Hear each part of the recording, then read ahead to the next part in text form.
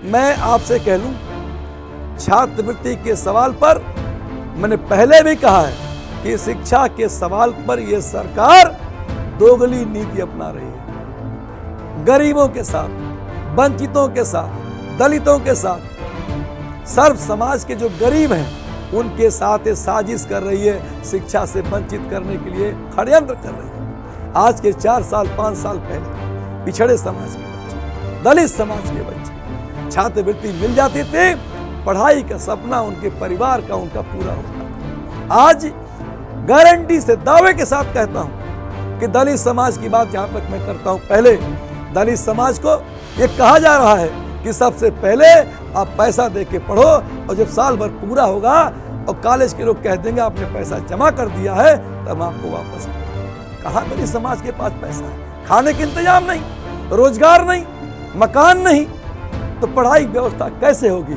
इसलिए ये सरकार बाबा साहब के सपनों का शिक्षित हो, संगठित हो, संघर्ष करो, उस पर ये वज्रपात कुठाराघात कर रही है।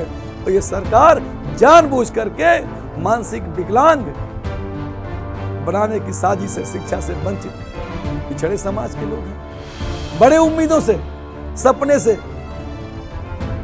समाजवादी पार्टी को छोड़ करके भारतीय जनता पार्टी का हाथ पकड़ा था, सरकार बनाई थी। आज पिछड़े समाज के जो बच्चे स्कॉलरशिप की बात करते हैं, प्रतिपूर्ति की बात करते हैं, तो जानते हैं फार्म भरवा लिया जाता है। किसी औने पौने लोगों को, 50 लोगों में 2-4 लोगों को 20%, 30% दे दिया और कहा कि पैसा नहीं है, बजट आएगा दे देंगे। ना बजट इनके पास आना है और ना इनको देना है, क्योंकि इनकी मानसिकता ठीक नहीं है, ये सोच ही अच्छी नहीं है।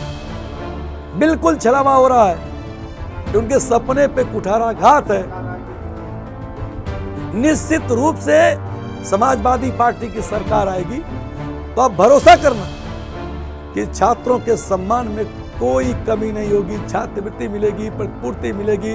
और इतने नहीं, हमारे मुखिया ने कहा है निःशुल्क शिक्षा, स्वास्थ्य ये निःशुल्क होगा। मैंने समाजवादी पेंशन के बारे में पहले भी आपसे कहा रखा है कि समाजवादी पेंशन एक अलग है, जो हमारे साथी पुराने आंदोलनों में थे उनको मिल रहा है, और जो कर्मचारियों का पेंशन, जिसके लिए कर्मचारी लगातार, आप जानते हैं 16 बरस से 17 बरस से सड़कों पे संघर्ष कर रहा है, सरकार के कान पे जू नहीं रहेगा।